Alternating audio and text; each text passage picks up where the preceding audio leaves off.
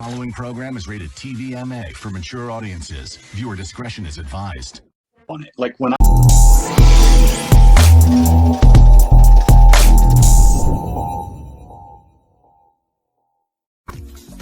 Yo, what's going down? It's your boy Dub FX. I am doing a show called Hook, Line, and Thinker with DJ D Phoenix on Neo Retro FM, so tune into that. Peace.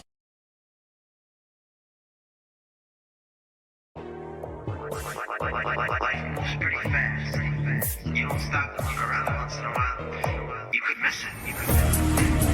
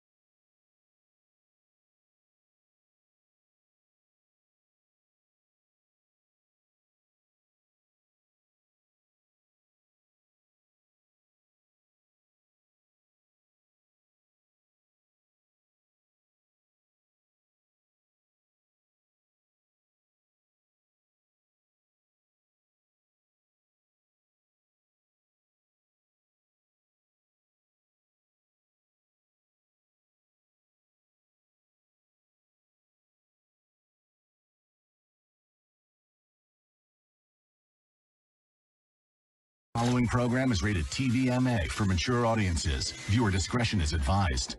on it, like when Now then, a count of 10. 1, 2, 3, 4, 5, 6, 7, 8, 9, 10. That's 10. Once again, let's count to 10. 1, 2, 3, 4, 5, 6, 7, 8, 9, 10. Watch the screen and we will try to count how many dots go by. 1, 2, 3, 4, 5, 6, 7, 8, 9, 10.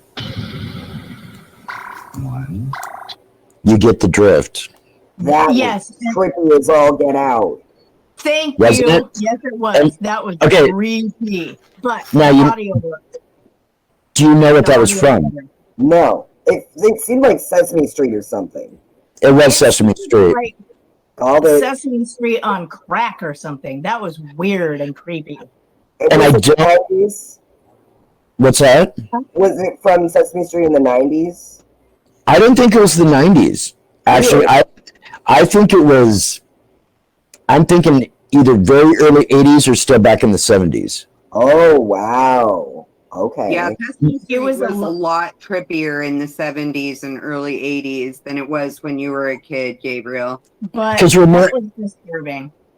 But do you remember that at that period of time though too, like what Celeste was just saying, like there was a lot of like early computer generated imagery happening, and so whatever they used to create that little number thing segment was very basic as far as like computers go, but it was probably like state of the art stuff at that point. I'm sure it was cutting edge, absolutely. Right. Yeah. Oh, and by the way, in case you're wondering, everything that you hear and see here is for entertainment purposes only. Just need to clarify that. None of this really happened, and none of this exists. So, DJ Pardee's back with us. Howdy. Howdy. I said DJ Pardee's back with us. Yes. Hello. Hello. Hey, what are we talking about? We're still talking. I think. Yeah, actually, let's kind of focus on Sesame Street for a few. Does anybody have anything that's at the top of your mind when it comes to Sesame Street that you've heard about? Nothing bad, really. Okay. I mean, nothing conspiracy-wise. Okay. I grew up with Sesame Street. I love Sesame Street still. Except for Elmo. Elmo bugs me. Always have. Yeah. Well, we'll work on that then, because there's actually one more that I want to show you guys, and that is coming up next. Okay, so the next one about Sesame Street, where are we at? There we are. Okay, now I don't know if this is true or not, but here we go. One.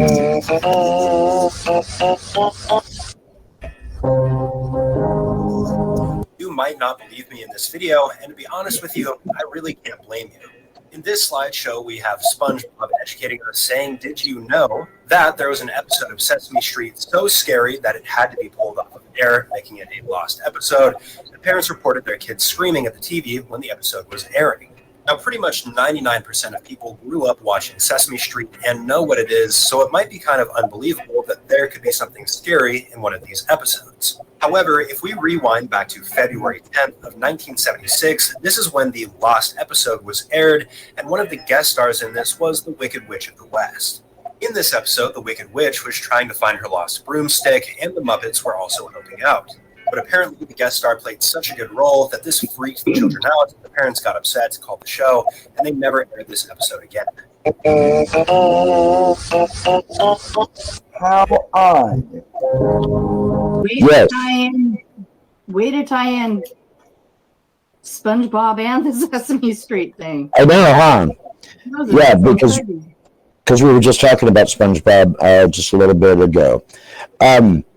So, and I'm one of the reasons why I wanted to show that again, even though we were talking about it earlier, is because I wanted to focus on Margaret Hamilton really quick. What we had been talking about, I was able to actually look up a little bit of info about her. She played Morticia Adams' mother, Esther Frump, in 3 episodes of The Addams Family. Really? Nice. I like that. She had also been offered the role of Grandmama, but she turned it down.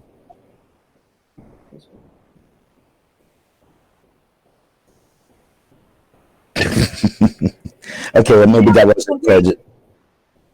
Yeah. I want to add that, I mean, I have to assume that this was after the Sesame Street thing.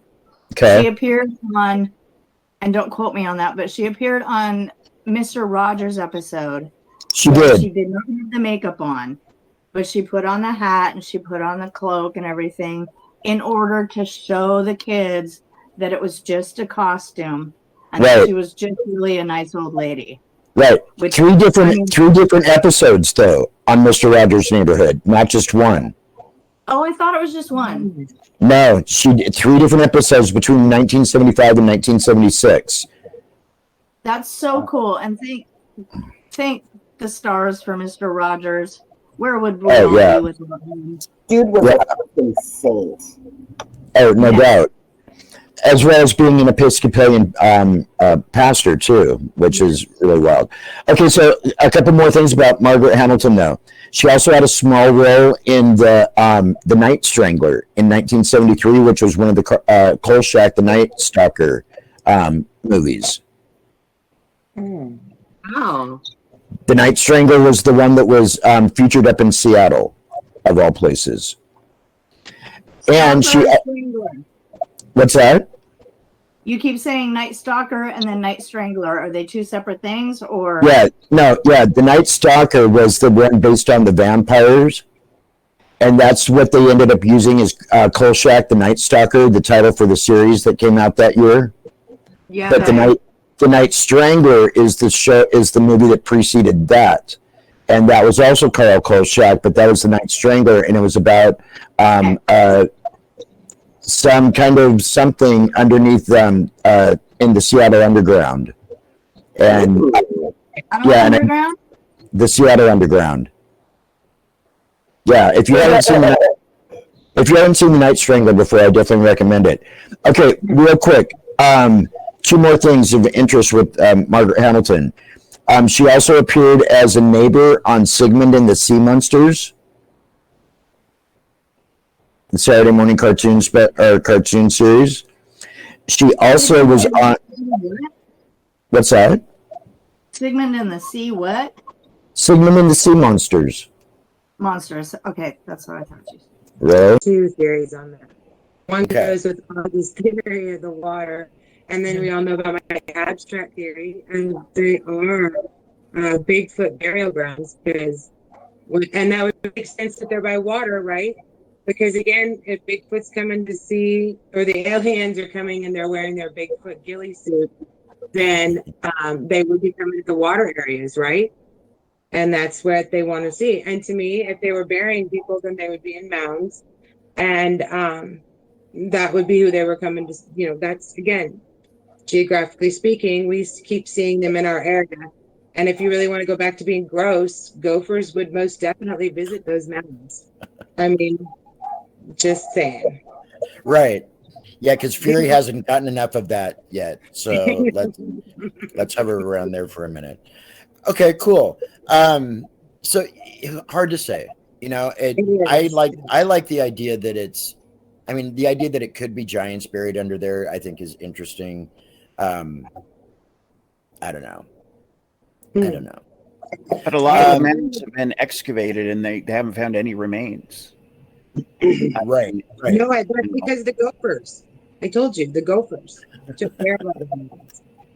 It's the they eat bones for the calcium. Okay. It's the circle of life, you see. Sure. Oh boy.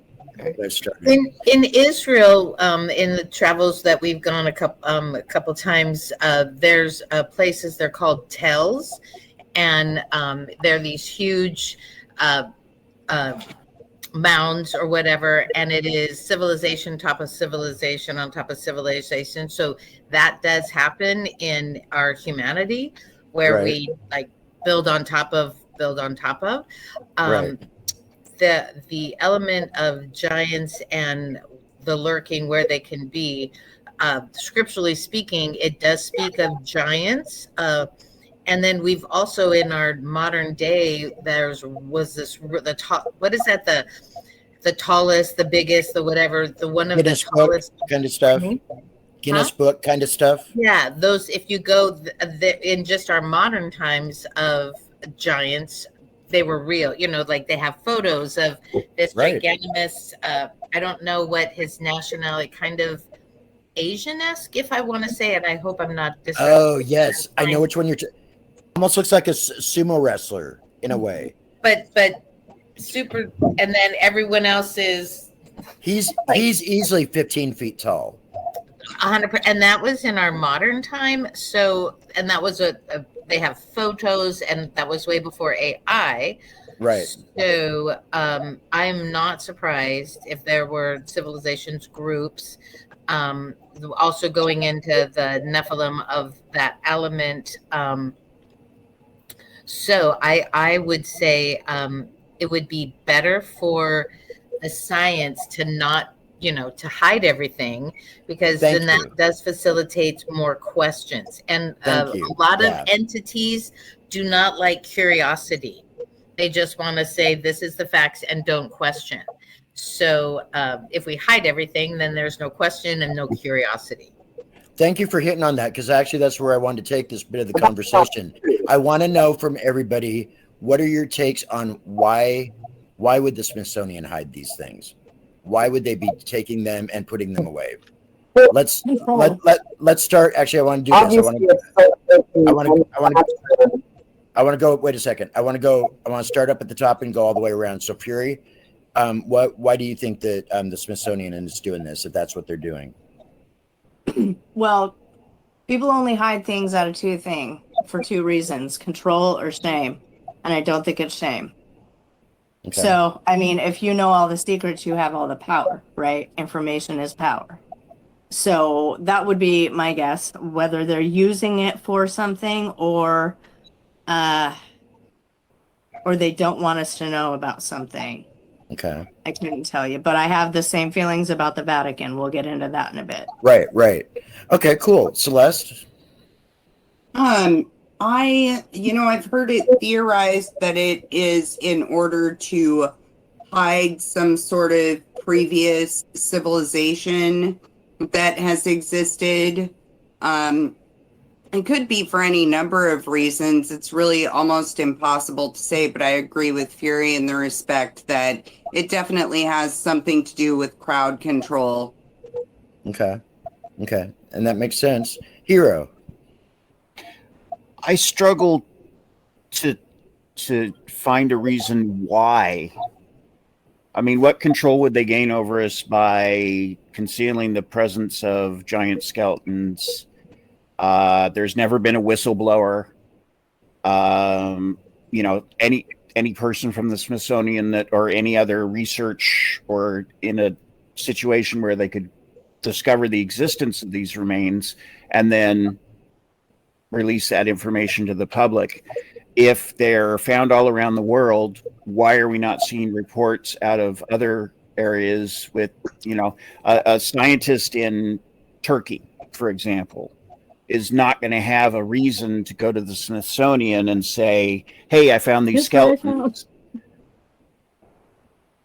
There would have to be, it would have to be too many people involved in trying to control that information for it to be reasonable to me to think that would actually happen. I don't want to. Yeah, I do. And you just said something, and I don't want to take us off on another tangent, but remind me of this, panelists, that let's here in the near future, let's do a show about who is the Smithsonian, who is behind the Smithsonian. Cool, we'll do some research too. Yeah, I'm down. I'd be interested. I really would be interested to know, like, we say the Smithsonian or the Smithsonian Institution. I think it's like, so many people don't even like really put much thought past that. But I want to know what's the story behind the Smithsonian. Oz, what's your take on this? I think it's to basically cloak facts of the Bible. And I mean, because if giants were an accepted entity out there, that would pretty much coincide with a lot of the biblical scripture and verify it. And if it did so, then people would look at things a lot different than they do now. There's a lot of religion out there there's a lot that's false. There's religion that isn't false. And people are kind of content with what they get when it comes down to that. And they find their comfort zone with religion. It would be a big upset if they were to start talking about giants being legit and the Smithsonian came forward with it. It would validate Noah's flood right out the gate, which would validate. But it's funny in that. Okay. It's funny in that same kind of way. Okay. See, I mean, like, my ultimate faves though are the Strangers, because oh my gosh, the Strangers. No. And The Hills Have Eyes. I don't do nuclear stuff, and The Hills Have Eyes is absolutely one of my favorites because it scares the hell out of me. The Strangers was one of the most disturbing movies I've ever seen. Hills Have I'm Eyes. 45, and if I watch that at night, I will not get up in the dark to go to the bathroom. I won't do it. No. The Hills Have Eyes is the most disturbing one I've seen. Yeah. That one and the Caterpillar movie. What's that Caterpillar movie? Oh my gosh. Like, when I think about it, I don't really feel like it challenges my belief and what I presuppose everything to be, because, like you said, the Prince of the Power of the Air, it's very possible that they're interdimensional and not really interplanetary. Do you know what I mean? Right. So they could be playing a trick, perhaps on us, to try to make us think that God's not real, that none of this is real. You know what I mean? That it's all been a lie, deception. So, it's hard to to take what to take that and just say, okay, Right. Well, I feel very strongly that this is my belief. So you guys throw it in the toilet if you wish. I believe God in the beginning created everything, and I believe He created everything, even the third of the angelic beings that ended up getting doused because they had an issue. And there's scriptures clearly saying the principalities and all those things are very real. It doesn't, and yet the enemy would love for deception and would love to create fear and wincing. And you're right. For me, my belief is so strong in God, none of that can diminish my belief.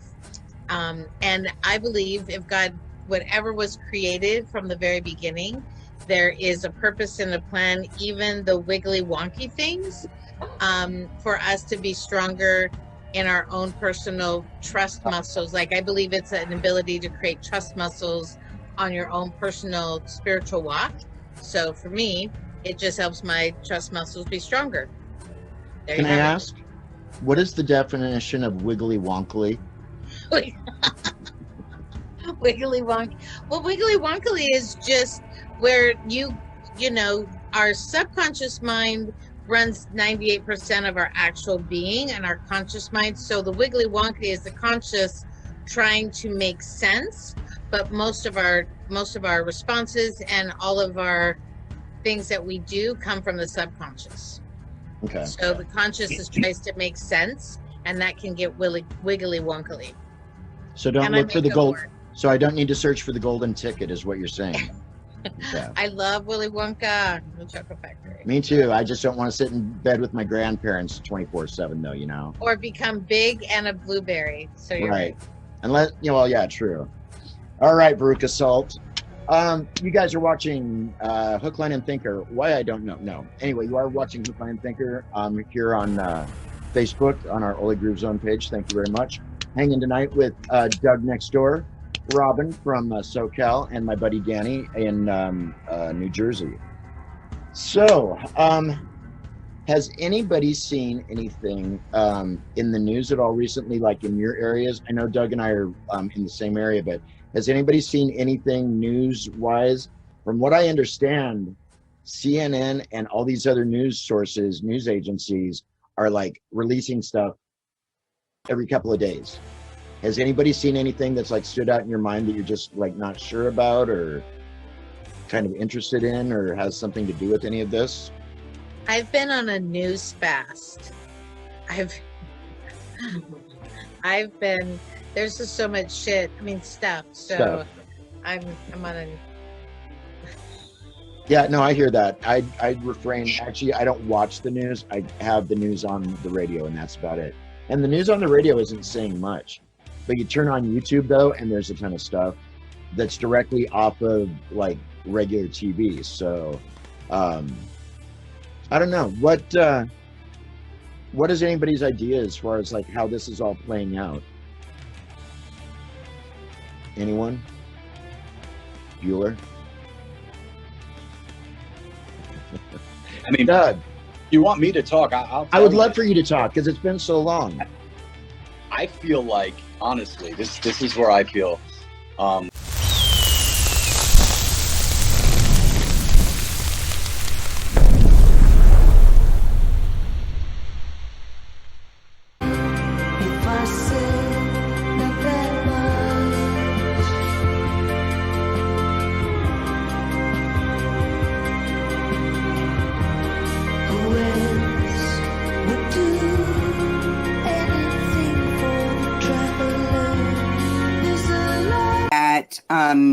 Uses psychological tactics to trick its victims into harming themselves. Something that I found very interesting is that there are a lot of similarities between the idea of the Rake and the Wendigo, actually. Really? Both are described as emaciated humanoid beings with human-like eyes that glow in the dark. Both entities use human sounds like whispers, crying, or laughter to draw victims away from safety and into a dangerous situation. and they're both known to be territorial. That is to say, they will sort of occupy a specific geographical region. So I just found that very interesting because when you read about the Rake, everything you find says the idea originated on creepypasta. But if you go back to the Wendigo, we're talking centuries of legends about that creature. So I wouldn't be surprised if the Rake and the Wendigo are actually one and the same, personally. And how does the Wendigo differ from like the Jinn? Well, okay. Well, now the Wendigo, by appearance only, usually have part of it is almost like I want to say like a deer head. A lot of times, it's described as having some kind of a deer head with antlers, but it's also that emaciated white, kind of like bony figure. And am I right? Isn't the Wendigo out of Native American folklore? That's correct. Algonquin-speaking tribes have legends of the Wendigo. Gabriel.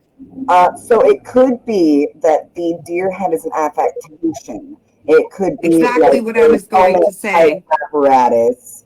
Alternatively, it could be a locational thing, like, or it could be sexual dimorphism, or any number of things. Right, MommaHeart. That's really scary. Yeah, I know. MommaHeart's in charge of the jump scares today. There we go. That makes me think of. Did anybody see the X-Files episode with the Fluke Man? Oh, more than likely. The guy that gets into the sewer and he is a result of radiation, but he's in a sewage tank in a Russian trawler, and he looks almost exactly like that. I think I did see that one. One of my favorite episodes. Apparently, it was incredibly disturbing for the stars, but yeah, especially too when you stop and figure when X-Files was out and being broadcast on a weekly basis. One interesting thing, there was a gentleman, John was his first name, and I don't remember the last name, but he worked with the FBI for like 25 or 30 years, and there were over a dozen of his cases that became storylines for the X-Files series. Wow. So they really were. A lot of it was really based on true incidents. So anyway, Pardee, that's what that's all about. So let's real quick. I'm going to see if I can't do something here, and I'll show you one of the videos that we've got. And for our listeners, you are listening to us here on X5 Radio. I want to say thank you very much, as always, and for tuning in. And also, you can check us out if you're not already on our YouTube channel. We've got Hook, Line, and Thinker, a podcast on that as well. So just to let you know, there's plenty of stuff out there online for you to be checking out. Okay, so we are going to go for the entire screen here, and this is where it gets. Oh, you know what? Okay, hang on. Fury, I'm going to let you take over here real quick for just a millisecond while I go grab my earphones. Maybe. Okay, I was going to suggest that. Yay! I have all the power. All the power in the world. So I will repeat that everything we talk about is for entertainment purposes only. Jiminy Christmas. So I don't know what Dee's going to share on our screen today. It's always a surprise. I know, isn't it? Especially when I can't find my headphones. Well, you could use mine that are sitting there somewhere. I have a brief diversion. See, this is interesting. It says that the first account of the Rake's existence was in 1691. Wow. And then the next written account that they were able to find was in the 1800s, which described the Rake as having hollow black eyes and being terrifying in nature. And then 1964, a suicide note was written. A self-unaliving note was written in which the author claims to have committed self-unaliving due to repeated encounters with the Rake and the fear that the creature will torment him horribly. And are these all out of the same region? I saw that.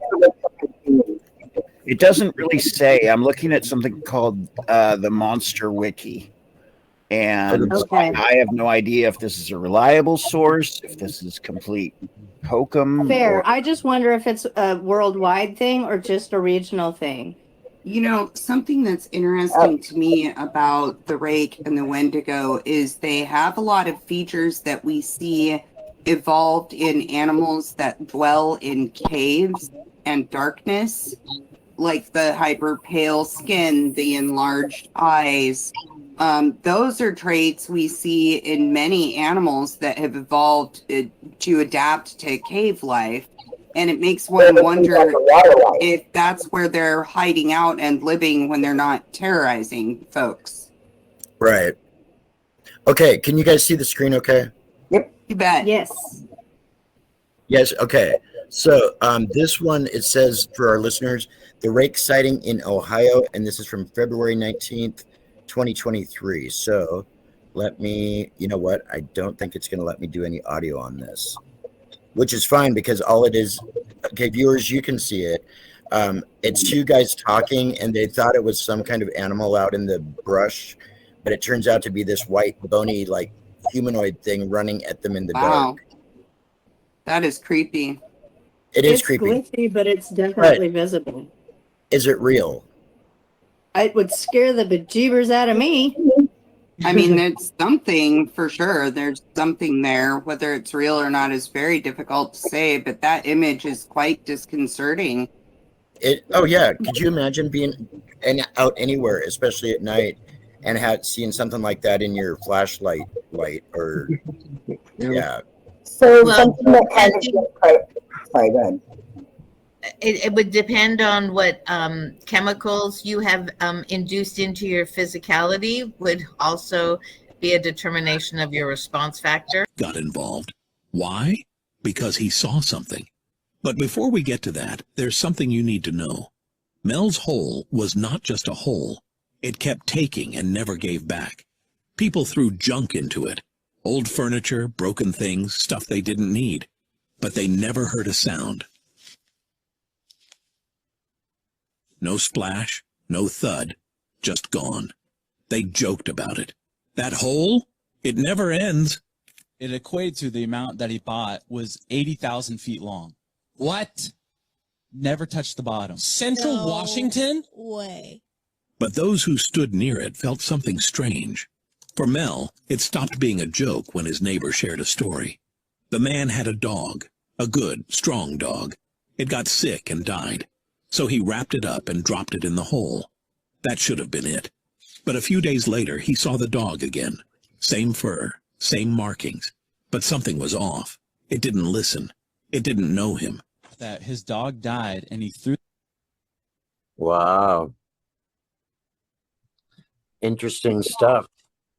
That I've heard about the dog thing, and dogs, horses, animals won't go near it. Yeah. Well, not if it's a pet cemetery.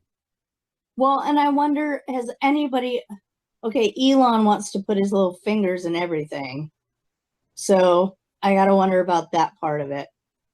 And I didn't see what his conclusion was on that.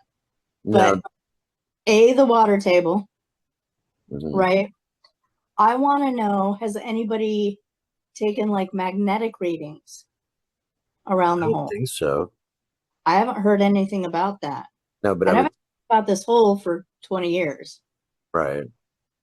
Yeah, I would imagine somebody's come along with that idea so far. I would hope. If not, to see somebody use LiDAR to look at that hole. Yes. I want to know what Google Earth. I wish I had my computer up here. I want to know what Google Earth satellite shows. Have they blurred it out like they do some parts of Antarctica and things like that? right. Right? So yeah, you can go. How would you look it up? Can you just like Celeste has the coordinates from that Reddit post, right? Okay. That's right. If we can figure out, do you want me to write it down real quick and then we'll go into Google Maps? It won't. Okay, let's continue. I'm going to write that down real quick and we'll look it up. All right. Because it is something we've talked about before and never really come to any sort of conclusion about. Right. Right? Well, let's see what this A long-time NASA insider just blew the lid of something huge. According to this whistleblower, the agency, along with other federal players, is already laying the groundwork for a global con of epic proportions. The plan is simple and terrifying. Step 1, social conditioning. If you've noticed the sudden flood of UFO stories on mainstream media, that's not by accident. It's a carefully crafted narrative, designed to prep the masses for what comes next. Because in 2025, the elite plan to stage the ultimate false flag, a fake alien invasion. The goal? To terrify the world into submission, unite humanity under one banner, and roll out a one-world government in the name of survival. And if that sounds insane to you, that's exactly what they're counting on. Here's the thing, we've got the documents, leaked emails, PowerPoint presentations, and even project code names. Proof that this isn't just a conspiracy theory. It's a plan that's been decades in the making. Back in January, filmmaker and investigator Jeremy Corbell dropped a quiet bombshell. Insiders have known for decades what's coming in late 2025. This isn't sudden. It's not spontaneous. The plans have been in motion behind closed doors for years. But the lie is coming. All indications, like all of them, is that that lie is going to be there's a craft slowly making its way to us here on Earth. And that is the lie they're going to want you to believe. Wow. Are they talking about that weird thing that's supposed to come, the thing in space, the big long one? There's been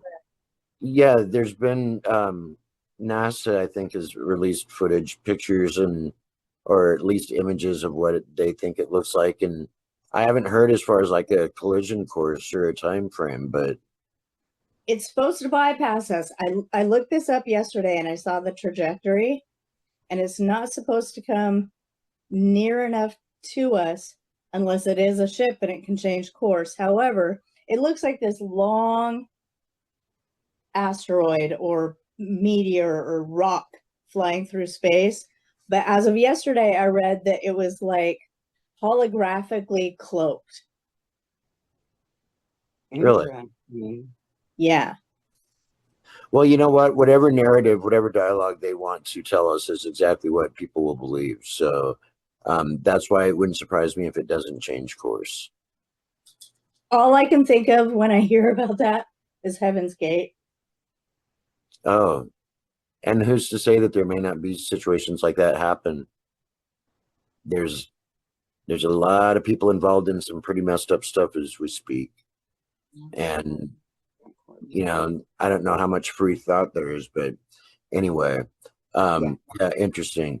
And when you find out any information on Mel's hold that you want to share, feel free. But I think we're going to go ahead, if it's okay with you both, to keep, unless you've got some more ideas on what we just saw about the UFO invasion.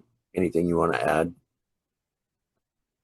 I just want to add that something that's interesting to me is, you know, we talk about how we can see that a lot of these objects are just rock and ice. But if you take into account, if it's from a more ancient civilization, that could all be accretion.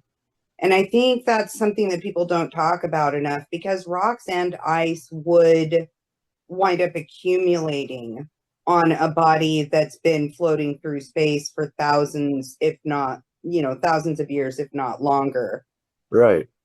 Yeah, it just, I don't see how it couldn't. So there's no telling what's underneath that rock and ice. Right. We don't really have a way to see. For instance, Oumuamua has some flat plains on it that are really interesting. And to me, in my mind, that kind of says windows. Right. Right? Like flat surfaces and flat angles at certain points along it. Could be windows with rock accretion over them. I think you're right. And I hadn't really thought about that, but yeah. Can I make us disappear for half a sec so I can pull up my Google Earth? Because then I can put in the exact coordinates. Yeah. Cool. And you may. So, DJ Fury, thank you very much for bringing that one to our attention, because that's really cool. And I'm definitely going to look into some more of that. The other one I know about, and I have not done my research, there's some stuff about the Jetsons. Really? Get the ages of George and Judy. Jane. Yeah. Judy was the daughter. Yeah. Okay, George and Jane. Yes. And yeah. See, I can't look anything up because we're on my phone, but somebody look it up. There's supposedly the age differences were really bad, and I believe that Judy was born when Jane was very young, if I remember correctly. Like how young? Minor? 16 or 17, and he was 24, according to. Well, I mean, you go back to the 1800s, and that was a daily occurrence. True. I kid you not. No, I know. If you were 18 years old, you were an old maid if you weren't married yet. Yeah, but they didn't have cartoons about stuff like that. What? It was set in the future, though. Right. Well, that's just it. We well, didn't have cartoons about that period. So, can I ask a question? Yeah. What about the future? What about the future is it that changes the moral standard of somebody's age? What do you mean? I mean, like. Well, I mean, why is it acceptable in the 1800s and earlier, and then not in the future? In reality, not acceptable per se now, but in the future from here, it's acceptable again. Of course, we know this. I have a theory about that. So, in the 1800s and before, two things were happening. A lot of offspring died very early on in infancy. And so you had to crank out a lot of kids to ensure carrying on your family line. So I think that was one piece of it. In order to do that, girls had to start reproducing much younger, because a lot of women also died during childbirth. So you were kind of racing the clock. But medical technology has placed us in a position in which we can afford to wait until folks are actually consenting adults before they start to reproduce. Right. That's acceptable too. But what I'd like to know is why did it become such a taboo? I mean, how did it become? Not that I'm against it or for it, you know what I'm saying? I'm just, how did it become such a taboo? Because I mean, you hear about it nowadays, and it's like, oh, crucify, you know. I think we evolve as a society. I mean, there's a lot of cultures around the world that still you're married off at 14 as soon as you're, right, a woman. right. You're a woman, right? It seems to be an acceptable thing around the world for as far back as we can think. That's what I'm kind of wondering is, why did it all of a sudden, like at the turn of the century, become so bad? I mean, not that it was ever good. I'm just saying how and why. I wonder what that. Didn't mean to get us off track, but that really, I've thought about that many times. And you know what brought it to my mind was Little House on the Prairie, Laura Ingalls, Marion Manley.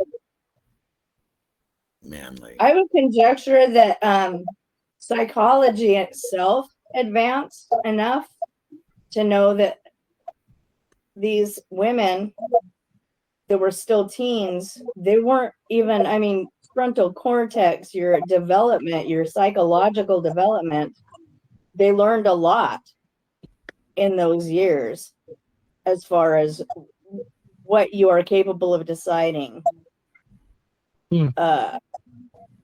I'm losing my words. Well, I think we also learned that those girls who were in early marriages were traumatized by things like childbirth. Having a baby at 13 is no joke, that's very yeah. So I do think that psychology did learn a lot about the effects that early marriage had on girls. And I think that's how we got away from it. Yeah. Well, and your body's still developing at like 16. You know, I think that can cause issues with pregnancy itself. If you're, you know, developmentally not done with, say, puberty, and that can cause issues. Well, and going back to what I said before, I think that we find that around the globe, the areas in which it's still acceptable are also areas without good access to modern medical care. So they're still contending with those issues about girls dying during childbirth and infants dying. And so they're under pressure to reproduce while they are as young and healthy as possible, theoretically. Yep. And I know that to be true because a really long time friend of mine, her sisters are Ethiopian. And actually the girls, there were 3 or 4 of them that were adopted by this friend of mine's mom, absolute wonderful human being, and brought over. But I've heard the stories about the trips over there and the conditions that they do deal with on a daily basis, even today. You know, in our first world civilization, we don't really stop and think about, you know, how much we do have access to, and that would keep, you know, people alive and healthier longer if they were able to, you know, get in to see a doctor, as compared to those that really are walking for miles and miles today from point A to point B, through, you know, whatever kind of conditions. In that case, very, very hot. MommaHeart. Well, hello. What's up? You have to scoot away. How are you? Good, you? I'm doing good. Good to see you. Good to see you. Oh my gosh, I've been wondering about you. Sorry to interrupt your No, not at all. Everybody, I'd like to have you meet my cousin Jerry. Jerry, this is everybody. This is everybody. This is Donnie, Shannon, Celeste, or excuse me, Coco, and Stormy. And this is my cousin Jerry. Hi. How are you? Nice to have you. Happy Labor Day weekend. Back at you. Is that why you're there? I'm doing work with Jay at the house here. Okay, cool. Building on the back end of the barn for the rock program. Awesome. The lapidary Do you have, program. Jerry, do you have like 10 minutes to sit in with us for a real quick sit? Probably not 10 minutes, no. How about 5 minutes? Can you give me 5? Wow. Okay, guys, this is going to be fun. Has anybody ever read Remembering Satan? What? Has anybody read Remembering Satan? No. I haven't. No.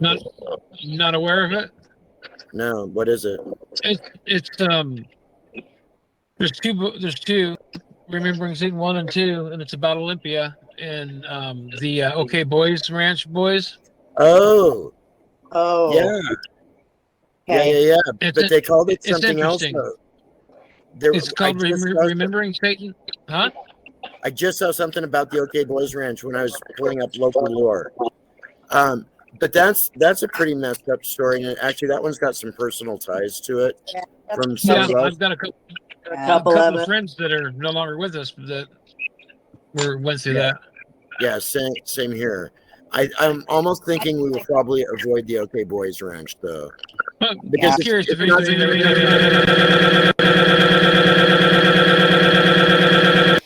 all right, that was fun. Let's see. That was painful. Wasn't it? Hey, you know what else is painful? Yeah, just enduring this, but that's okay. Okay, here we go. You ready? This is Mania.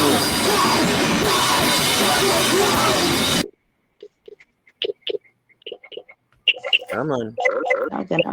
Ladies and gentlemen, this is Manium. The author is Nick Newburn. Length is 10 minutes, and this is from 2011. And I'll give it about, 15 seconds for it to do its thing, or else we will forego watching Manium together. What rhymes with Manium? Cranium. Words with friends. Cool. Obtanium. Uranium. Uranium. Okay. Anything else? I'm thinking geranium. Good one. And you know what? Guess what? So much for Manium. I'm not giving Nick Nurburn any more of our time. You can watch Manium though video or through Vimeo. So do check it out. I'm sure it's probably definitely worthwhile. What are we looking at time wise right now? I think we are still sitting. Come on, I think we're sitting relatively okay. Where are we? Oh, it's 31 minutes. Cool. So let's do this. Do we want to get out of Thurston County? I mean, it kind of brought us a little bit out to begin with. You did, and thank you, because I was starting to suffocate a little bit. Just don't drink the water. I was thinking about that on our last too. So did we actually talk about? Yeah, we did. The water? We did. Yeah. But when I was back home, when I was a cheerleader and we played Rainier, we always like dish the water. So like we had a cheer about y'all's water. Really? Yeah. In the 70s. You want to perform it for us? One of my granddaughters is here, and she would probably ask me not to. No. Really? I'll bet you got your pom-poms handy though. I still own my pom-poms. They were so expensive. I kept them. Yep. Right. Now they sell them at Dollar Tree, you know. Right. Not like this one. Okay, so let's see. So we almost got out of Thurston County. Let's just do this. Let's just kind of do like a round robin of anybody hear anything interesting over the course of the week or the weekend. Something bizarre, something fringe, something. You saw that post about the two-headed dinosaur fossil that was found. Oh yeah, I mean that's rather interesting. There was, I believe, where was it? Was it Italy? I can't remember, but it was an aquatic one. It was There's dinosaur. like an aquatic amphibian type dinosaur fossil was discovered, and it's like the oldest fossil to be discovered with this certain genetic defect that gives two heads, and it wasn't. It actually, it was like a adolescent, so it actually lived for a like short period of time. It wasn't, didn't die right away. It was just pretty fascinating. Wow. Well, and I think that's a very discernible genetic mutation. Like that's why snakes will end up with two heads. Yep. Well, and it looked very similarly too because it was amphibian, so like it had that kind of. Yeah, and it's the oldest recorded mutation, like with that genetic defect of like a reptile or amphibian. So, okay. What a and rarity! Where was it discovered? Looks like in China. Okay. And it was just reported on this year, but apparently it was discovered in 2006. It was a Hyphalosaurus that lived, a small aquatic reptile that lived more than 120 million years ago and is known from thousands of fossils. But this one had two complete heads and necks. Wow. Almost like, no, Ghidrah had three heads. That's right. Does anybody know who Ghidrah is? Was? No? A dog. Really? No Godzilla fans here. Oh, I've seen some Godzilla films, but I don't remember. Watched. So if you want to pass those links on to your friends and family, I can get them to you, or you can track them down. But yeah, you guys are both on air now. How's that? Dave, we're working on your extra 15 minutes. Can we see us both here? Yes. Yeah. Awesome. Okay, so that picture is in the group chat now, and it's kind of generic. So. Okay. I'm looking at it right now. Thanks, Fury. It's great. You just got to remember to list everybody. I'm thinking I'm not part of that particular group chat because I don't see it. Well, how come? I don't know. Now, which one? Maybe, you know what? Actually, now that you say that, I think it's you're okay. right. I don't know why I didn't. Hang on. I'm messaging it to you privately right now, Gabriel. Thank you. Yeah, but I actually thought, because I thought we were already connected on there. How'd you get the Zoom link? Yeah, no kidding. Gabriel. Yes. How'd you get the Zoom link? DJ Phoenix and I have a private Facebook chat. Gotcha. Oh, okay. We'll fix that in just a bit. Actually, I can go to that right now. You will be added. Thank you. For sure. Yeah, well, my apologies because I thought you were already on there. That's okay. I was on something, but What are you going? But remind me though, what are you going by on Facebook? By my legal name. Is it Indica? Indica Strong, yes. Okay, that's what I thought. That's what I thought. Okay, cool. Well, And if needed, we can edit that part out. oh, this is all, yeah, this is all going to have to be edited out. And I'm just putting you on there right now. And I'll be happy to read it. Would you? Okay, we'll give you no issues with that whatsoever. I also happy to read it. Just tell me when. Yep, give me just a second there, mister. Okay. You are on. Okay, yeah, you're on the thread now. Yep, I can see you were just added to the group. Yep. Okay, cool. So let me get back over there real quick and make sure that we're all lined up all right. Hiro Protagonist, whenever you're ready. Okay. You are watching the Groove Zone's Hook, Line, and Thinker, a podcast with your host, DJ D Phoenix, with Gabriel and DJ Fury and Celeste, and myself, Hiro Protagonist, on our YouTube channel or listening on X-Vibe Radio. You can also find us on Facebook. Rock and roll. Thank you, Hiro. No problem. Awesome. And I think that's going to help a lot of our issues. Just like a superstar. Okay, I'm going to do one more real quick because Gabriel, I would love it if you would give me an intro. Oh, okay. You want me to read off the card or? Yeah, because what I'm going to do, I'm actually going, because I will actually use these in like promotional pieces. Ooh, okay. So, yeah. All Dave, right. I'm going to promote it. Here we go. Okay, whenever you're ready. You are watching the Groove Zone's Hook, Line, and Thinker, a podcast with your host, DJ D Phoenix, on our YouTube channel or listening on X5 Radio. You can also find us on Facebook. Ow! Listen to Perfection! That was the best we've ever done at that. I don't know if you know, but I used to be in theater and I've done radio performance before. Well, then you got some skills, do you? I couldn't tell. Now, listen, we're not going to redo it. The only, oh yeah, no, because we get to say for entertainment purposes only here in just a little bit. That doesn't. We'll need a new card at some point with more advanced details. But all opinions expressed are the opinions of their respective owners and do not reflect the company or Facebook or anyone else out there. Very nice. Thank you for the disclaimer. All for fun. No doubt. Oh my gosh, how cool. Okay, so because we kind of opted instead of going down the cryptid trail tonight, we're kind of like switching gears a little bit. Speaking of cryptids, though, I just saw, and I don't know if you guys have seen this yet, I think it's on the Facebook page. There's a new board game coming out called Night in the something with the Cryptids. What is that? And it's I got to go to the page so I can tell you guys what it is. Oh, that sounds fun. Yeah. Right there. Okay.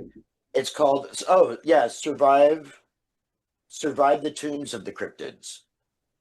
And have you ever wondered what it'd be like to be trapped in a tomb with Mothman or hunted through ancient tunnels by the Goatman? And that's what it is. It's all cryptids. So very cool. Oh, I definitely haven't imagined that. Why do you ask? Yeah. Anyway, so instead of going down that route tonight, we decided we're going to talk about the Tartarian Empire for a little bit, and also try to go into the phantom time theory. Did I say that right? Yeah, a little bit as well. So we've got some videos that hopefully everybody will be able to see and hear just fine, that we'll be watching here momentarily, and that'll kind of break the ground a little bit. But before we do, let me just ask any of the panel, does anybody happen to know what the Tartarian Empire is / was? Sort of. I did some research, and if I may expound upon what I read. Please. So initially, Tartary was a word used on European maps to describe the greater area of the Asian continent, and it has led to a belief in an ancient advanced empire known as that of the Tartarians. Okay. As the area was explored more and more, less and less of the maps that were published were labeled as Tartary. So like it shifted from Chinese Tartary to South Tartary and stuff like that, eventually completely being eliminated from the maps, which I think lends not credence exactly, but fuel to the fire for the theory that it was obliterated at some point. Right. But so what you're saying though is that it really was basically just the territories, lands that like Asia is now, and part of Russia. Okay. The Asian continent in general. Okay. If you go online and look anything up on the Tartarian Empire, it says right off the bat about it being a theory, or about it being or that it's a debunked or often debunked theory. So how does a person go about finding out if this is real? Then is what I'm wondering. I mean, like, what kind of evidence is there out there that there is a lot of architecture that falls in line with what the image are, as far as what the empire was able to achieve? So